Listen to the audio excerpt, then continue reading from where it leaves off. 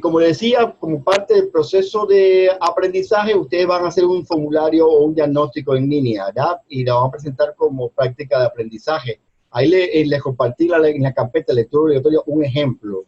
Entonces, a modo rápido, porque tenemos tiempo limitado, le estaba explicando brevemente el contenido del instrumento. Ustedes lo pueden ver. Entonces, el instrumento básicamente lo que hace es indagar cuál es el estado, en este caso, de la enseñanza, en este específico, de la enseñanza presencial, para que, lógicamente, cuando ustedes vayan a fundamentar el proyecto, se basen en ese estado del arte o de la disciplina, que puedan mejorarlo en el diseño institucional. Entonces,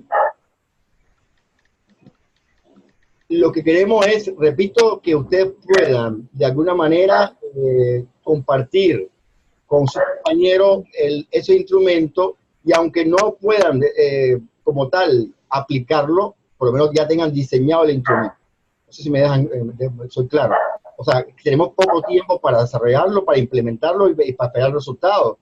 Entonces, lo que van a hacer es diseñar el instrumento y con base a la experiencia que ustedes han visto en la institución o con base a las problemáticas que hay en la disciplina que ustedes imparten, ustedes pueden plantear la fundamentación del proyecto, por qué van a desarrollarlo en esa modalidad.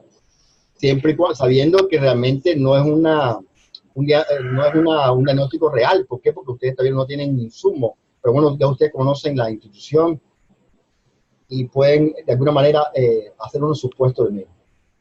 Entonces, en el módulo 10, no sé si miran la pantalla nueva, Alan. Sí, se ve. En el módulo 10, aparte del instrumento, creo que quedó claro, el instrumento ustedes van a compartir, lo van a hacer en Google o otra aplicación, y aquí van a compartir el enlace de ese instrumento. ¿Para qué le hace bien ese instrumento? Para el anteproyecto o el proyecto, ahí ustedes van a fundamentarlo. Entonces, en el proyecto, ahí se propone la estructura o el esquema del documento, ahí se establecen cómo son el interlineado, los márgenes, el tipo de letra, etc. ¿Para qué? Para que haya una uniformidad. No significa que si vamos a estar velando estrictamente, sino para que de alguna manera aprendamos cuando vamos a formalizar un proyecto, el texto escrito cumple determinadas normas, que son las normas APA en este caso. Entonces voy básicamente a irme a la actividad última, que es la más complicada. Entonces acá, disculpen, van a hacer el anteproyecto, el documento, ¿verdad? Entonces el documento, en la guía didáctica les pusimos la estructura y un ejemplo. Voy a basarme en eso para que si alguna pregunta me la formulen. En este caso, por ejemplo, para ir rápido por la cuestión de tiempo de la grabación, en la primera parte del documento que ustedes van a redactar, hay que identificar el problema que hay en la institución, la disciplina, que es con base al diagnóstico. Entonces, con base al diagnóstico, con base los documentos que hay en la institución, por ejemplo, el modelo educativo, los documentos, los informes que hay en la institución, ustedes pueden hacer un breve planteamiento del problema. Recuerden, el planteamiento del problema es, aquí pongo un ejemplo del proyecto de Big Learner de la asignatura de simulación popular de Ruth de Riva.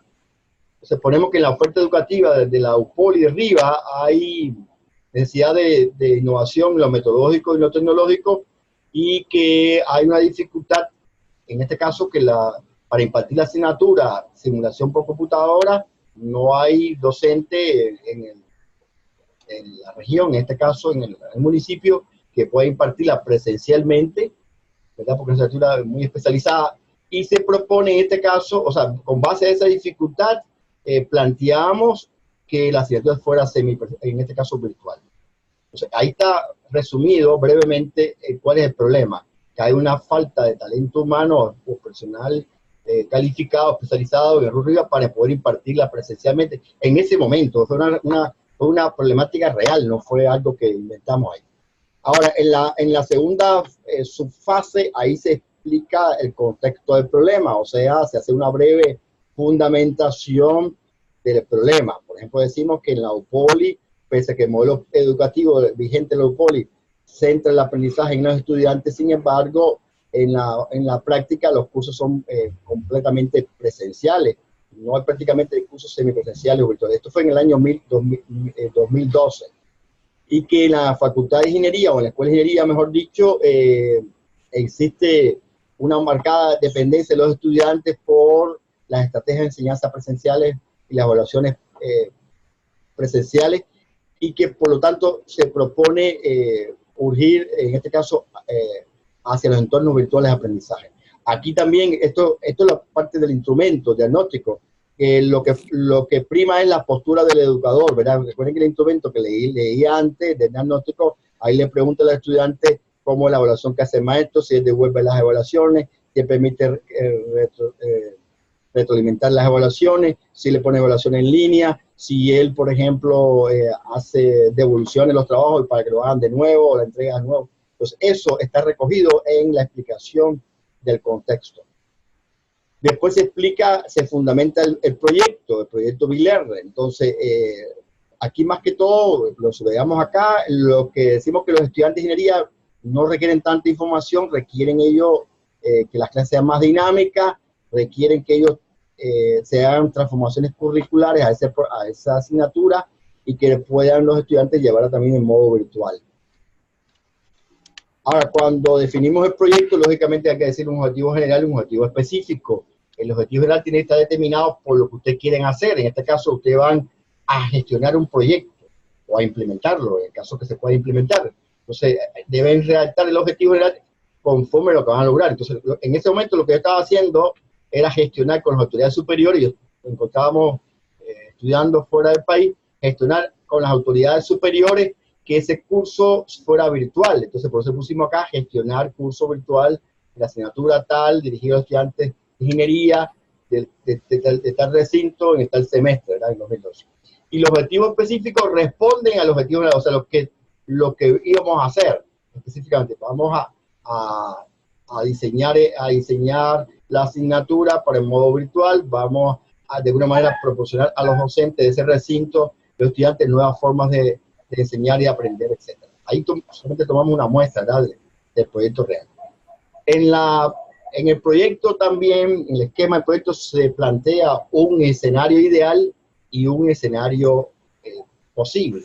Lo ideal sería que, por ejemplo, que el talento humano fuera capacitado, que tuvieran, por ejemplo, la plataforma oportuna, que tuvieran en un anticipo los materiales colgados en el aula, que se cambian los paradigmas de enseñar y aprender. Entonces, eso ustedes van a poner en el escenario ideal. O sea, que lo ideal, por ejemplo, en este caso, que algunas asignaturas de currículo de ingeniería sean ofertadas en esta modalidad, sería, dice, el punto donde las tecnologías puedan comenzar a entrar en el medio educativo del recinto. Entonces, ustedes tienen que buscar, fundamentar lo ideal. Lo ideal es, por ejemplo, que en la Universidad Politécnica de Nicaragua las aulas virtuales sean creadas a tiempo y que hay un tiempo prudencial en el calendario académico para que los profesores puedan colocar sus recursos, que los estudiantes se matriculen a tiempo. Eso es lo ideal. A lo posible es lo real, valga la redundancia. O sea, que ustedes en el documento señalen aquellos aspectos en los cuales se debe trabajar. O sea, por ejemplo, que el diseño institucional de esa aula sea amigable, que sea esencial una tutorización exitosa, que los cursantes tengan a tiempo suficiente las guías didácticas en los formatos que ponemos acá, que los estudiantes, lo ideal sería, lo posible, por ejemplo, es que los estudiantes solamente puedan conectarse fuera del recinto, porque en el recinto, por ejemplo, no hay una buena conectividad. Entonces, usted tiene que en el documento, por separado, en la propuesta pedagógica, poner cuál es el escenario ideal y cuál es el escenario posible. ¿Ya?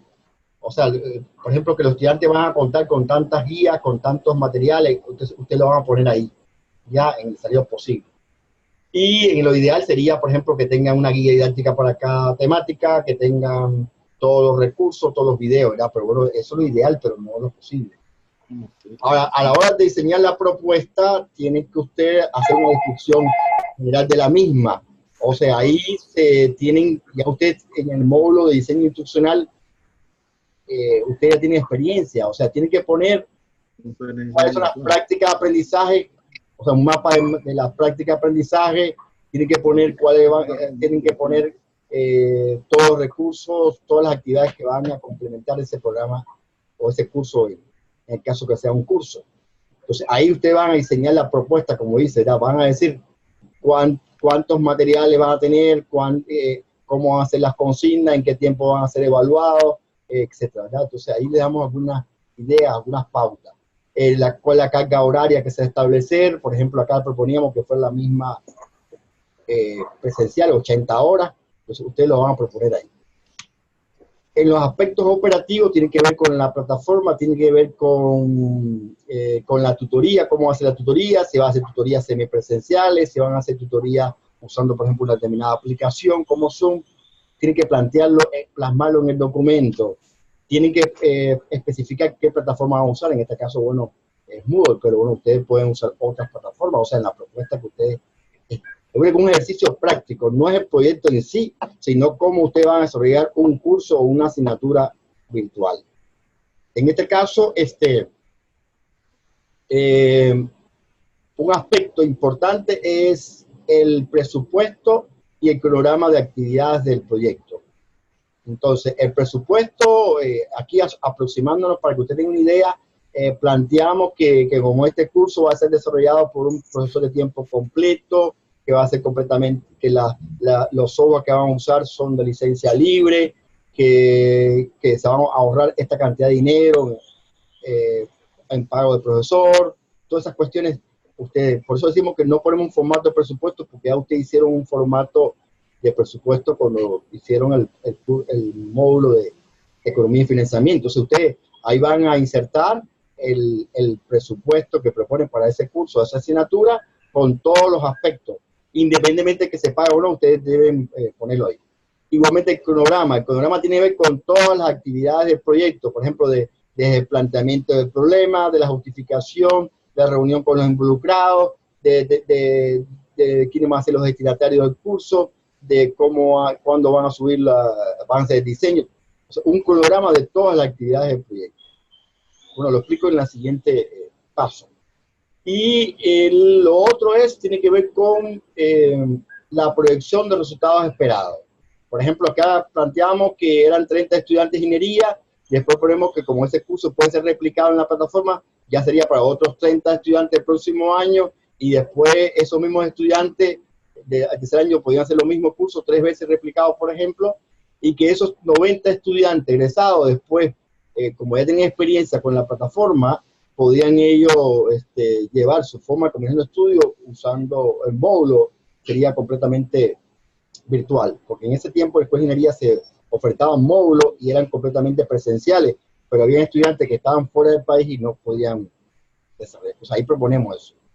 Y por último, aunque no vamos a hacerlo, es la evaluación del proyecto y cómo seguir el proyecto. Entonces, ahí proponemos que ustedes, cómo van a evaluar el proyecto, ¿verdad? Entonces, en este caso, para dar seguimiento, se les propone en la actividad número 3 que usted haga un ejercicio usando la aplicación, una aplicación de Office, en este caso Project, que me sirve para mí para poder. Entonces, si pudiéramos ampliar más la pantalla,